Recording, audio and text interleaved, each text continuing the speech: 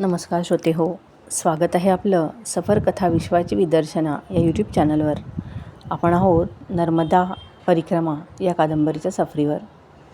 खूप दिवसापासून व्हिडिओ आला नाही त्याबद्दल क्षमस्व. मागील भागात आपण पाहिलं लेखकाने तिसऱ्यांदा परिक्रमा उचलण्याचा निर्णय घेतला आणि ती सुरुवात अमरकंटकपासून करण्याचे ठरवले. व तिथे कढाई करावी असे त्यांच्या मनात होते, पण पैशाची अडचण होती.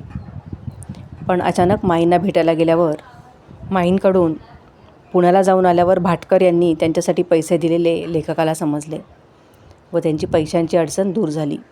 हा एक ईश्वरी कृपेचाच अनुभव होता. आता पाहूयात पुढे. पहाटे पहाटे ग्वारी घाटाच्या शिवमंदिरातून ओम नमः शिवायचे सूर ऐकू येऊ लागले. वळकटी उचलली. परिक्रमेला गती आली. गावे, संगम, आश्रम, धर्मशाळा सगळे मागे टाकीत निघालो. सकाळी जोगी टिकरिया, तिथे चहा घेतला. मागच्या ओळखीने 2 मिनिटे थांबलो. साधूंशी बोललो आणि रामघाटला मुक्काम केला. वाद घातलेले मागचे संन्यासी भेटले. यावेळी काही त्रास नाही. छान स्नान, संध्या, भरपूर भात खाल्ला. अमरकंटकच्या दिशेने वाटचाल चालू केली. अर्थात अमरकंटकला उद्या पोहोचायचे. संध्याकाळपर्यंत नक्की. अमरकंटकला संध्याकाळी पोहोचलो. अर्थातच खूप दमलो होतो. आधी जुन्या धर्मशाळेत गेलो. सामान ठेवले. नर्मदा कुंडात स्नान केले. तिथेच एकाला उद्या कढाई करण्याची सोय करायला सांगितली आणि जागेवर आलो. आणि काटपून झोपलो. सकाळी मैयाच्या कुंडावर तिथे स्वतः संकल्प पूजा केली.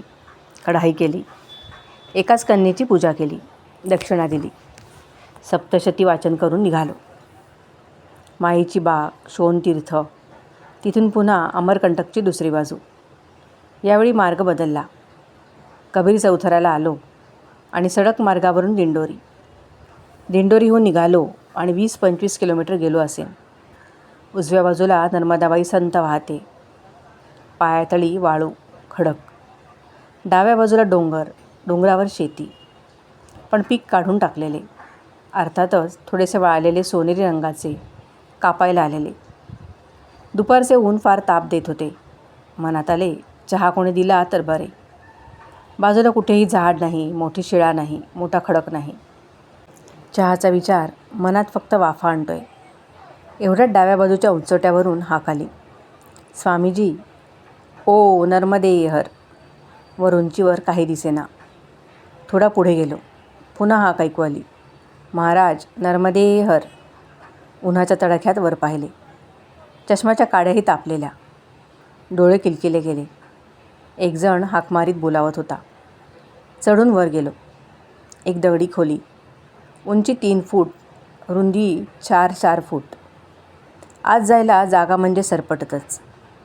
सामान बाहेरच ठेवले. सरपटून आत गेलो. समोर छोटीशी खिडकी. खिडकी म्हणजे 2 दगड निखळलेले भगदाड. आत गेल्यावर 2 मिनिटे काही दिसेना. बाहेरच्या उन्हातून आल्यामुळे ही अवस्था. जरा वेळाने दृष्टीला दृष्टी आली. उजाळा आला. आत आल्यावर समजले. आतली जागा फरशी घातलेली आहे. आतमध्ये 3 माणसे, साधू माणसे. हो, दाढी, जटा, भगव्या लंगोट्या. मी चौथा. आत 4 काचेची गिलासे चहाने भरलेली. मस्त दुधाचा चहा. मी सहज कोपरीच्या खिशात हात घातला. पाकिट काढले. एकच सिगारेट पेटवली. साधू म्हणाले, महाराज घ्या, चहा घ्या. आज चहा करण्याचे काही सामान नाही. किटली, पातेलंही नाही. 4 चहा आणले कुठून? तेही गरम गरम वाफा येत आहेत. खोलीच्या बाहेर दूरवर सगळे रिकामे मैदान. मी म्हणालो, महाराज चहा जरा गार करायला ठेवला आहे. जरा वाफ जिरली की घेतो. बरं बरं म्हणाले. सिगारेट संपली.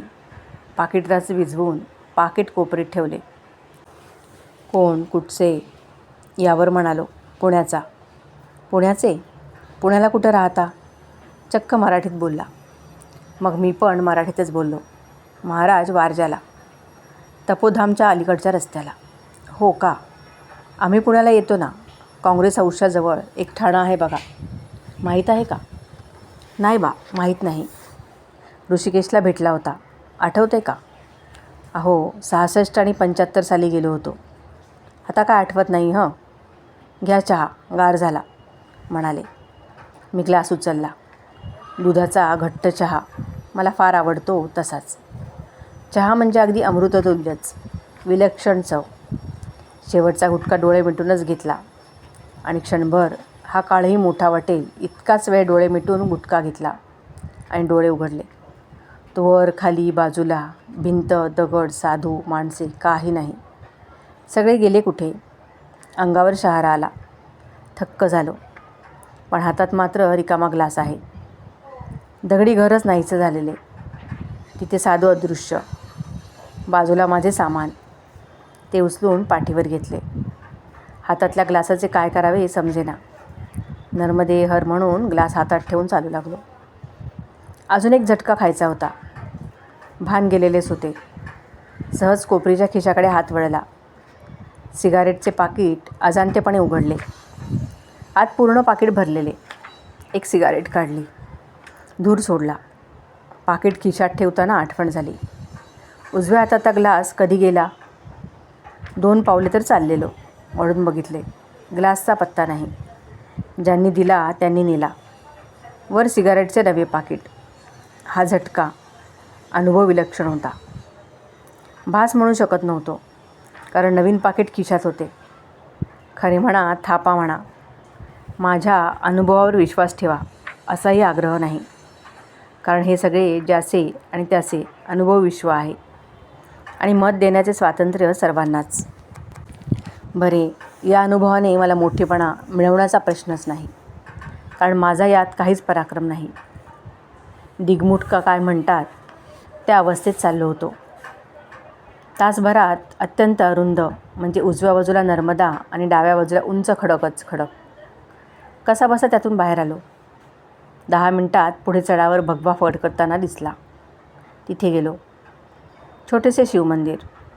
बाजूला मोठी बाग. मागच्या बाजूला केळी, जास्वंदी, कोरांटीची झाडे. 1-2 केळींना घड लागलेले. फुलांची झाडे फुलून आलेली. एकच तरुण संन्यासी. खरा संन्यासी. स्वागत झाले. आसन लावा असे म्हणाले. स्नानाला उतरलो. विलक्षण सुंदर जागा. एका दगडावर बसलो.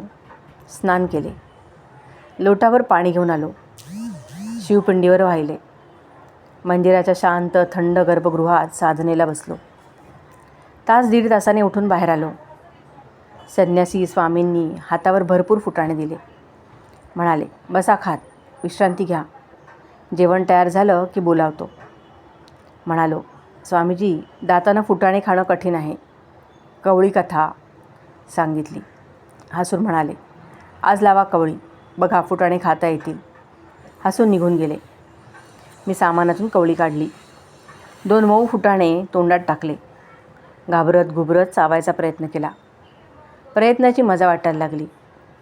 4-2 न फुटलेले फुटाणे तोंडाबाहेर काढावे लागले. बाकी फुटाण्यांचा चट्टामट्टा झाला. नवीन दात आल्यावर लहान मुले येईल ते तोंडात घालतात, चावतात.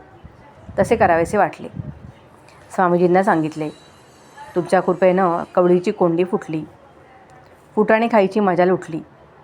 खरे सांगतो, इतका आनंद झाला. गेले 7-8 महिने फुटाणे, शेंगदाणे काही खाता येत नव्हते.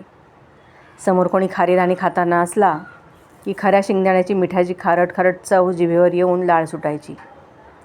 वाटते, पण वासना सुटत नाही. खारे शेंगदाणे ते काय, पण त्याचीही वासना असते. ते कळायचे होते. कळाले. नीटच समजले. वासना नाही आहे असे उगाच अफाट बोलायचे नाही. झाकली मूठ 1.25 लाखाची. या म्हणीचा उपयोग करता आला. जीव धन्य झाला. स्वामीजींनी कुरकुरीत भाकरी आणली. बरोबर शेंद्री रंगाची थोडीशी पपई आणि जवसाची तिखट चटणी. आज खीर करायची भानगड नव्हती, कारण विचारायची गरज नाही. का, दात आले का? होय होय, दात आले हो. देवा, आज भाकरी चटणी खाण्याचा आनंद भोगला.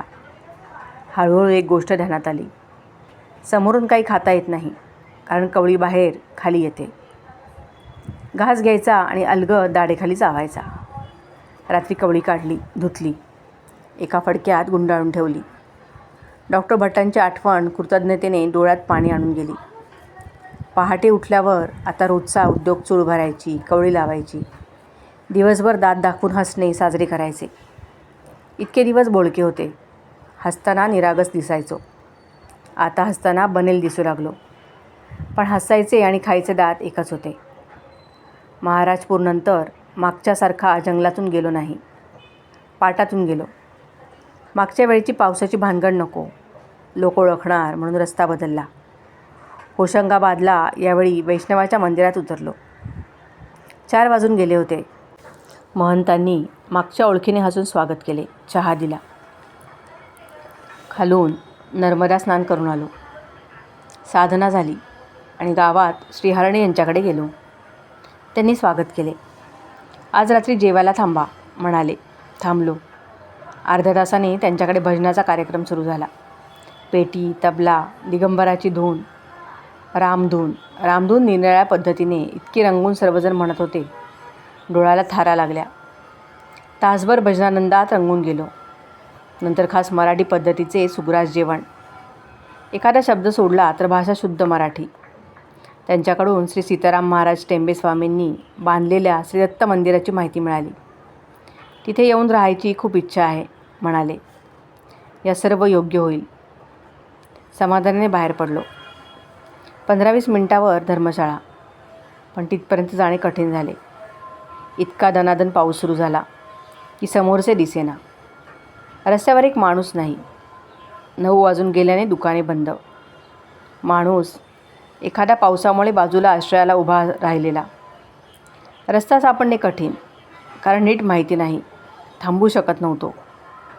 10:30ला धर्मशाळेचा प्रचंड दरवाजा आतून बंद होतो, म्हणून त्या तसल्या पावसातून चाललो होतो. पावसाचे थेंब इतके मोठे की गालावर, कपाळावर, डोळ्यावर ते लागत होते. पण एखाद्याची धर्मशाळा आली. दरवाजातून आत शिरलो. 5 मिनिटात दरवाजा आतून अडसर लागला. पण माझी तारांबळ दुसऱ्याच कारणांनी उडाली. सामानापाशी आलो. नित्यपाठाची पोथी, पुस्तक प्लॅस्टिकच्या पिशवीत घालून वरच्या कोनाड्यात ठेवले होते. ते नीट राहिले. पण बाकीचे अंथरूण, पांघरूण पावसाच्या पाण्याने चिंब भिजून गेलेले. आधी अंगावरचे कपडे पिळून वाळत टाकले. मग सगळी चिरगुटे जमतील तेवढी पिळून वाळत टाकली. पण आता झोपायचे कशावर? त्याचे उत्तर लगेचच नर्मदाबाईंनी सोडवले. बाहेर गाईंचा गोठा होता. गोठ्यात कडब्याच्या पेंड्या होत्या. त्यावर जाऊन झोपलो. वारे भयंकर सुटले होते, त्यामुळे 2 फायदेशीर कामे झाली. सकाळपर्यंत सगळी कापडे खूपशी वळाली. झोप चांगली झाली. लंगोटीवर होतो तरी वाऱ्यामुळे डास चावले नाहीत. नर्मदे हर. सकाळी एका गृहस्थांनी एक जागा दाखवली. छोटीच होती. म्हणाले ही जागा श्री प. लोकनाथ तीर्थांनी घेतली होती. ते काही काळ इथे राहिले होते. पण नंतर त्यांच्या ट्रस्टींची सरकार दरबारी भानगड झाली. म्हणजे पूर्वीचे ट्रस्टी मेले, पण पुढच्यांनी नावं कागदपत्रावर लागली नाहीत. त्यामुळे जागा तशीच पडून राहिली. आता घराचा दगडसुद्धा नाही आहे, हद्द नाही आहे, नुसता केरकचरा झाला आहे. पुढे काय होईल काय माहीत, हे खरे. पण श्री स्वामींना काय त्यांचे देणे घेणे नसणार, कारण त्यांना कुठलीही आसक्तीच नव्हती. सगळे नश्वरच. आपल्यालाच वाटून काय उपयोग, शाश्वत काही नाही. हा धडा घेऊन पुढे निघालो. तिथून श्री दत्त मंदिरात गेलो. तिथे माझी परत छान साधना झाली. तिथून पुढे भयंकर गरम रेतीतून प्रवास. मागल्या वेळेला कुंतल सोबत होता. त्याची क्षणभरच आठवण झाली. भास्तर रेतीतून चालून संध्याकाळी सुखरूप हिरवळीवर आलो. पुन्हा ओंकारेश्वर. यावेळी दुसरी परिक्रमा पूर्ण झाली. पण ओंकारेश्वराला वरती दर्शनाला जाऊ शकलो नाही, कारण तिसरी परिक्रमा चालू होती. गोमुखापासून तसाच सरळ निघालो. ते मार्कंडेय संन्यासाश्रमात. नर्मदा स्नान करून आणि आटोपले. जेवण घेतले आणि पुढे चालू लागलो. ते एकदम प्रीतनगर. संध्याकाळी साधूजनांनी चौकशी केली. सांगितले ही तिसरी परिक्रमा सुरू आहे. त्यांनी विचारले, मग मागच्या वेळी आला नाहीत? म्हटले कसा येणार? रावेरखेडीला 2दा थांबलो. यावेळीच इथे आलो आहे. त्यांनी प्रमाणपत्र मागितले. दाखवले. आश्चर्यचकित झाले आणि विश्वासही बसला, कारण त्यावर निरनिराळ्या ठिकाणचे तारखांचे शिक्के होते. त्यांनीही शिक्का मारला. जरा बोलून झोपलो. इथल्या महंतांनी गांजाचा खूप आग्रह केला, पण घेतला नाही. पहाटे उठून पायाला जोर दिला. कसरावत गावी 5-6 जण भेटले. ते सर्व भोपाळच्या बाजूचे होते. वाटेतच गाठ पडली होती. ते विश्रांतीला बसले होते. त्यांनी हाक मारली. उभ्या उभ्याच बोललो. त्यांनी प्लास्टिकच्या पिशवीत सुकी भेळ दिली. म्हणाले, थांबा महाराज, काय घाई आहे? हसून पुढे झालो. पुढे गंमत अशी की संध्याकाळी मी जिथे पोहोचलो तिथेच ते आले. म्हणाले, काय महाराज, पुढे येऊन इथेच का? सगळे हसले. म्हणाले, जेवायची काय व्यवस्था? म्हणालो, जो देईल त्याचे खाईन. त्या सर्वांनी छान रोट्या, तुरीची डाळ शिजवली. मला एका थाळीत वाढून दिले. त्यांनी माझ्यासाठी थाळी मागून आणली होती. जेवण झाल्यावर बिड्या, सिगारेटची चेन झाली. गप्पा झाल्या. पहाटे त्यांनी दूध मागून आणले. चहा केला. झकास पेल्याभर चहा प्यालो आणि निघालो. म्हणाले, थांबा, जाऊ एकदम. दुपारीही एकत्र जेवूया. हसून तरातरा पुढे झालो. भिलखेडीला आलो. इथे वैष्णवाच्या राम मंदिरात थांबलो. यावेळी इथे थोडे पैसे, एक शाल एवढे ठेवायचे होते, कारण समोरच्या किनाऱ्यावर हे पैसे नावाड्याकडून परत मिळतील आणि त्या पैशातून मला कढाई करायची होती. आता शूलपाणीच्या जंगलात ते कढाईचे पैसे सुरक्षित ठेवावेसे वाटले. वैष्णव ब्राह्मणाकडे ते सामान ठेवले. तो म्हणाला, 5 रुपये द्या. दिले. त्याने सामानावर कोड नंबर टाकला. तोच प्रमाणपत्रावर टाकला. पुढे समोरच्या किनाऱ्यावर चिखलदा गावी नावाडी सामान आणून देईल. त्याला 15-20 रुपये बक्षिसी द्या, म्हणाला. हे बोलणे होईतो ते भोपाळवाले आलेच. म्हणाले, काय महाराज, अजून इथेच? पुन्हा सर्वजण हसलो. ते म्हणाले, चला आमच्याकडे जेवायला या. मी विचारले, काही मदत करू का? म्हणाले, जेवताना भरपूर जेवा, हीच मदत. सगळे हसत खेळत होते. मीही आणि आटोपले. तासाभरात भाकरी, तुरीची डाळ झाली. त्यांनी नैवेद्य दाखवला, आरती केली. जेवायला बसलो. त्यांनी आग्रह केला, पण पोट लहान. तरीही 1.5 भाकरी खाल्ली. ते म्हणालेही, महाराज, एवढंसं लहान पोरासारखं जेवता? अहो, मस्त खावं, मस्त चालावं. माझी चालण्याची मस्ती त्यांनी उतरवली. मी जबरदस्त चालणारा. कोणीही कधीही मला मागे टाकू शकला नाही. पण हे पठ्ठे विश्रांतीला बसायचे, भेळ खायचे, 2 विड्या ओढायचे, तरी मला गाठायचे. शेतकरी सगळे. पाय भयंकर जून, राठ झालेले. करवंटीवर पाय पडला तर करवंटी काडकन मोडेल. पण तरी म्हणाले, महाराज, तुमची चालण्याची गती न्यारीच. फार जोरात जाता हो. पहिलेच बघितले असे वेगात चालणारे. पण त्यांनी माझ्या गर्वाचे घर खाली केले. हे खरे. जेवण झाल्यावर म्हणाले, आता राहा आमच्याबरोबर. सांगितले, नाही, आज पुढे जायलाच हवं. उद्या भला पहाटे शूलपाणेश्वरात जायचं आहे. निघतो. ते म्हणाले, अहो, कुठं शूलपाणीच्या झाडीतून जाताय? भिल्ल लुटणार. चला आमच्याबरोबर. आम्ही इथून पुढे बसनं जाणार. आता तासभरात बस येईलच. म्हटले, नाही, शूलपाणीतूनच जायचं आहे. त्यांना नवल वाटले. ते सगळेच माझ्या वयाने अर्धे. हा म्हातारा कशाला जीव धोक्यात घालतोय अशी त्यांना काळजी. मग सांगितले, बाबांनो, ही 3री परिक्रमा आहे. मैयाची आज्ञा आहे. त्यामुळे शूलपाणीतूनच जायला हवं. ते आश्चर्याने बघायलाच लागले. 3री परिक्रमा? अहो, आमच्या चालण्याचं कसलं कौतुक करता. आम्ही सारखे अधूनमधून बसमध्ये बसतो. आता इथून पुढे बसनंच नारेश्वरला, तिथून गरुडेश्वर. बसनं जाता जाता 10 दिवसात घरी पोहोचणार. तुमची कमाल. दरवेळी शूलपाणीतून जात आहे. काय सांगू त्यांना. सगळी नर्मदाबाईची कृपा. पाठीची सद्गुरू आहेत. ते सगळे करवून घेत आहेत. पण काही बोललो नाही. फक्त हसलो. म्हणाले, महाराज, तुमची हिंमत मानली पाहिजे. आम्ही ऐकून आहोत. लंगोटी शिल्लक ठेवतात फक्त. संध्याकाळनंतर एवढी थंडी. अंतरा पांघरायला काही नाही. जेवणाचा पत्ता नाही. का जीवाला शिणवता? चला आमच्याबरोबर. खूप झाली परिक्रमा. 2दा जंगलातून गेलात, एकदा या आमच्याबरोबर. पैसे आम्ही खर्च करू. चला, म्हणालो. बाबांनो, तुमची इच्छा चांगली आहे, पण नर्मदा माईची आज्ञा कशी मोडू? चला, उशीर होतोय. सगळ्यांनी पटापटा माझ्या पायावर डोके टेकवले. प्रत्येकाने दक्षिणा दिली. 70-75 रुपये जमा झाले. ते घेतले आणि नर्मदे हरची आरोळी सगळ्यांनी जोरदार मारली. मी पुढचा मुक्काम लवकर गाठावा म्हणून निघालो. मागच्या 2 वेळी मुसलमान माताजीकडे जेवलो होतो. यावेळी त्याच्या पुढच्या गावी गेलो. गावची आरोग्य खात्यात काम करणारी नर्सबाई, तिचे छोटेसे वाणसामानाचे दुकान, तरुण मुलगा, तरुण मुलगी आणि या माताजी. त्यांनी छान स्वागत केले. मागे इथून गेलोच होतो. हे शेवटचे छोटे गाव. त्यांनी ओळखीने चहा दिला. म्हणाल्या, काय स्वामी, कितीदा परिक्रमा? तुम्ही मैयाला सोडत नाही का मैया तुम्हाला सोडत नाही? अहो, शरीराला किती त्रास द्यायचा. ते मामा लोक काय तुम्हाला माया देणार आहेत का? सगळी माया काढून मात्र घेणार. तिथे अजून 5 जण बसले होते. ते आश्चर्याने माझ्याकडे पाहायला लागले. एक जण विचारायला बोलायला लागला, 3री परिक्रमा? एक करून मरायची पाळी आली. फार कष्ट. हो, तुम्ही म्हातारपणी 3दा? अबब.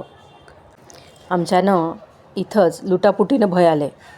तुम्ही 3-3दा लुटून घेताय. मोठे महात्मा आहात. देवांनाही स्तुती फार प्रिय, पण असली स्तुती ऐकून घेणे परिक्रमेत जड जाते. उगाच मैयाच्या कृपेचा अपमान होतो. पुढे लाथा खाव्या लागतात. स्तुती करावी मैयाची, तिच्या कृपेची. मला काय त्रास आहे का नुसते हिंडायचे? मैया कपडा देते, जेवण देते, चहा देते. सिगारेट पिण्याची आवड म्हणजे शेण खाणंच की हो, पण ते सुद्धा देते. करोडपती बाप देणार नाही एवढे मी सुख भोगतोय. त्यांना सांगितले, नर्मदा माईच्या कृपेनं काही त्रास नाही. सगळं अत्यंत आनंदात चाललं आहे. काही कमी नाही. मी आपला आरामात हिंडतोय. हिंडण्याची आवडच आहे. ज्याच्या पाठीशी सद्गुरूंचा आशीर्वाद आहे त्यांना कशाला चिंता करावी. निर्धास्त राहा, निश्चिंत राहा. लुटण्याचं भय बाळगू नका. भय बाळगणं म्हणजे मैयावर अविश्वास दाखवणं. जो विश्वास ठेवील त्याला मैया सांभाळेल. विश्वास नाही ठेवणार त्याला कशाला मैया मदत करील? पण तरी मदत करील. आईच आहे ती. आईच्या प्रेमाची जाण ठेवा. लोक खुळग्यागत माझ्याकडे बघत राहिले. म्हणाले, महाराज, तुम्ही पुढे कधी निघणार? म्हटले, उद्या पहाटेच पुढे घुसणार. तेव्हाही आणखीनच चकित झाले. म्हणाले, अहो, आम्ही सगळे इथे 1-1 जण थांबलो आहे. 4 दिवस झाले. जरा 15-1 जमा झाले की निघू पुढे म्हणून राहिलो आहे. आणि तुम्ही एकटेच जाणार? म्हणालो, हो, दरवेळी एकटाच. एकट्यानंच जाणंच चांगलं नाही का? मी उद्याच निघणार. त्या माताजी म्हणाल्या, अहो महाराज, हे मोठ्या जोरात इथपर्यंत येतात. बसमधून पुढे जातात. किती परिक्रमावासी आयत्या वेळी इथून माघारी जातात. गळपटतात. पहिला जोर इथपर्यंत टिकतो. पण दुकानाभोवती भिल्ल येतात गावचे दारू प्यायला. त्यांच्याकडून काय काय ऐकलं की बसमधून पळतात. ज्याला त्याला जीवाचं भय. एखादा जातो शूलपाणीतून. सगळी माणसं हल्ली भेदरटच. या वर्षात फक्त 5-10 परिक्रमावासी जंगलातून गेले. बाकी शेवटी बसमधून पळतात बघा. माताजी हसून हसून सांगत होत्या. शेवटी सगळेच हसायला लागले. माताजींच्या दुकानात दारूही मिळते. उद्या लुटणारे भिल्ल कोण कोण आले हे येऊन बघून जातात. गावातले आदिवासी दारू पितात. रात्र चढायला लागते. तशी मग दारूच्या नशेत भांडणे, माऱ्यामाऱ्या हे रोजचे चालू असते. आदिवासी प्याल्यानंतर चिडून बोलत होता, आम्हाला राक्षस म्हणतात, फसवतात. सरकारी लोक छळतात, मारतात. आम्ही जनावरच आहोत. मरेच रडत होता. आदिवासींची सगळीकडेच पिळवणूक चालली आहे. त्यांना शिक्षण नाही, शिक्षणाच्या सोयी नाहीत. त्यांच्या विकासाचे पैसे मंत्री आणि सरकारी अधिकारी व्यवस्थित खिशात घालतात. त्यांचा वाली कोणी नाही. त्यांच्यातलेच 4 मंत्री झालेत. तेही आता स्वार्थापुरते आदिवासी आहेत. सवलतींपुरते आदिवासी. बाकी त्यांचे राहणीमान म्हणजे जुलमी जमीनदारीच. त्यांचेही त्यांना जगू देत नाहीत. बाहेरच्यांना तर ते परकेच. प्यायला मिळाले की मग एखादा फार सत्य बोलतो. त्याची हाडे खिळखिळी व्हायला वेळ लागत नाही. प्रत्येकाच्या प्रारब्धाचा हिशेब मला मान्य असलेला मी माणूस आहे. तरी मन बंड करून उठतेच. वाटते छोडो ते अध्यात्म वगैरे. मी मोक्ष मिळाला उद्या, पण काय माणूस म्हणून माझं काहीच कर्तव्य नाही? रंजल्या गांजल्यांची सेवा कोणी करायची? कुठे गेली ती माणसातली सारी करुणा? इथे नक्षलवादाचा उपयोग शून्य आहे, कारण त्यात मरण फक्त आदिवासींचेच आहे, दोन्हीकडून. एक साने गुरुजी होते. त्यांनी अस्पृश्यांच्या दर्शन हक्कासाठी पंढरपूरला प्राणांतिक उपोषण केले. सगळ्या पक्षातील धोरणी माणसांचे मुखवटे तेव्हा गळून पडले. अर्थात आज ते अस्पृश्यही गुरुजींना मानत नाहीत. पण त्यानंतर दुसरा साने गुरुजीही जन्माला आला नाही. नाहीतर त्यांनी आदिवासींच्यासाठीही प्राणपणाला लावले असते. आदिवासींना सगळ्यांनीच पायाखाली घेतले आहे. माझ्या साधक म्हणून घेणाऱ्या मनाला हे अत्यंत क्लेशदायक वाटते. मी पण हरामखोरच आहे. माझी करुणा वांज, फक्त कागदावरची. तो आदिवासी प्याल्यावर जे बोलत होता आणि रडत होता त्यामुळे व्याकुळ झालो. नाही मोक्ष मिळाला तरी चालेल. हो, पण त्यांचे भले कर रे देवराया. फक्त तो देवराया आहे का प्रश्न आहे. आणि असला तर कुठे असतो हल्ली? तेवढे बारूक शोधून काढ. देवावर माझा पूर्ण विश्वास आहे. तरी मी असे का बोलतो? राहवत नाही म्हणून. आमच्या तुकोबारायांनी काही कमी शिव्या घातल्यात? ज्याला करुणेने रडू येते तो शिवीही देईल, ओवी पण गाईल. आहे ताराबाई मोडकांचे, अनुताई वाघांचे कार्य आहे डहाणूजवळ. येण्याला श्री रमेश पांडसे आहेत, निलेश निमकर, पुण्याचे जयंत रामचंद्र जोशी आहेत, काका शितोळे आहे. नावे माहिती नसणारे कामे करणारे अनेक आहेत. अगदीच अंधार नाही आहे, पण गरज फार मोठी आहे. श्री वासुदेवानंद सरस्वतींनी अनेक आदिवासी भक्तांचा उद्धार केला. गरुडेश्वराला त्यांच्या समाधीसमोर ज्या पादुका आहेत त्या एका आदिवासी भक्तानेच त्यांच्या पूजेसाठी संस्थानाला दिल्या आहेत. त्या आपल्या घरी ठेवून पैसा कमवण्याचा विचार न करता त्याने सर्व भक्तांच्या दर्शनासाठी मोठ्या मनाने त्या दिल्या आहेत. ब्रह्मश्री श्री दत्त महाराज कवीश्वरांची आठवण येणे अपरिहार्य आहे. त्यांच्याकडे खेडेगावातून मागास भागातून लोक दर्शनाला येत. महाराज स्वतः उभे राहून स्वागताला पुढे होत. खरा करुणेचा सागर. माझ्या सद्गुरूंनी कधीही जात पात धर्म देश यांचे बंधन न पाळता, एका पैशाचीही अपेक्षा न धरता सगळ्यांना दीक्षा दिली. मोक्षाचा, जगण्याचा, सुखाचा मार्ग स्वतः दिवा होऊन दाखवला आहे. तरी माझी तक्रार का? मला घाई झाली आहे.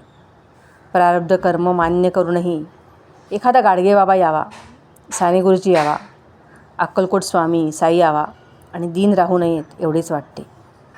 बहुतीची माणसे परिक्रमावासी सत्संग करा म्हणून खूप मागे लागली. म्हणालो, हे माझं ते माझं करत जगतो आपण. कितीही मिळालं तरी समाधान नाही. परिक्रमेत लुटण्याचा कार्यक्रम 2 गोष्टींसाठी आहे. आपल्या सामानाची आसक्ती राहू नये आणि आलेल्या परिस्थितीत नर्मदामाई आपली काळजी घेईल, सांभाळेल ही श्रद्धा पक्की व्हावी. तेव्हा घाबरू नका, गडबडू नका. उद्या सकाळी निघा. जे जे होईल ते प्रत्येकाच्या प्रारब्धानुसारच होईल. माताजींनी भाकरी आमटीची थाळी दिली. जेवलो. वाऱ्यावर शांतपणे झोपलो. पहाटे माताजींनी चहा दिला. सुरुवातीच्या रुंद मुरमाच्या रस्त्यावर पाऊल टाकले. माझ्या मागे मागे बाकीचे 5 जण. अंदाजे 9च्या सुमारास डाव्या बाजूला वळालो. एकदम 5-6 पोरी 4-5 तरुण जरबेने पुढे आले. आमच्यातला एक जण भीतीने लटपट कापू लागला. सगळ्यांची झडती झाली.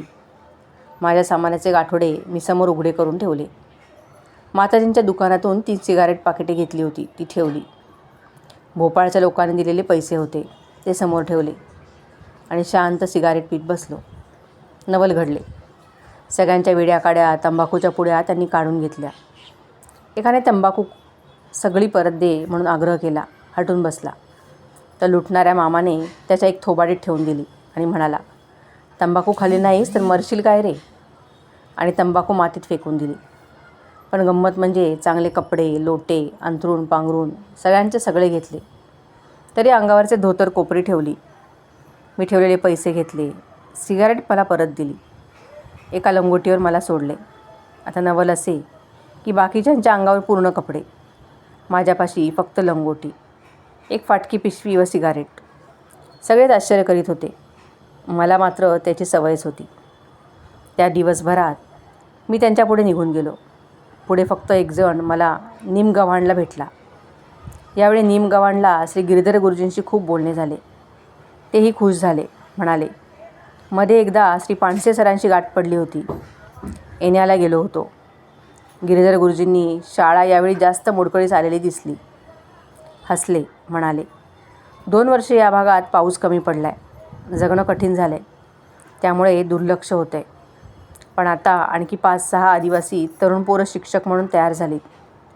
पुण्याच्या सुजित पटवर्धनच्या प्रेसमध्ये छापलेली मराठी आदिवासी भाषेतील पुस्तके बघितली. आनंद वाटला. जिद्दीचे कौतुक वाटले. पण फाटके, दारिद्र्य, उपासमार पाहून मन खिन्न होते. जुन्या शूलपाणेश्वर मंदिराजवळ खाडा नदीच्या गोड, हिरव्या पाण्याचे शक्तिशाली अस्तित्व थरारून सोडते. इथेही पेड्रा, दमखेडी या डोंगरांच्या कुशीत नर्मदा बचाव आंदोलन समितीच्या आदिवासी मुलामुलींच्या शाळा आहेत. फार रम्य वातावरण, हसत खेळत चाललेले शिक्षण. फक्त यांना सगळेच अपुरे आहे आणि सरकारची एक पैशाचीही मदत नाही. पण आनंदाने सर्व चालू आहे. नर्मदाबाईवर विलक्षण श्रद्धा आहे. पुढे विलक्षण अनुभव आला. श्रोतेहो, आजच्या भागात इथेच थांबूयात. लेखकाला आलेला विलक्षण अनुभव ऐकण्यासाठी भेटूयात पुढील भागात. कथा ऐकायला आवडत असेल तर लाईक, शेअर, सबस्क्राईब आणि कमेंट करायला विसरू नका. तोपर्यंत धन्यवाद.